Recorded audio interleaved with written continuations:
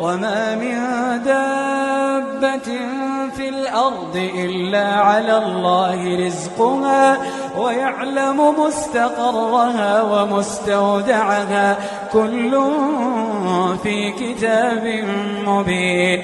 وهو الذي خلق السماوات والأرض في 6 أيام وكان عرشه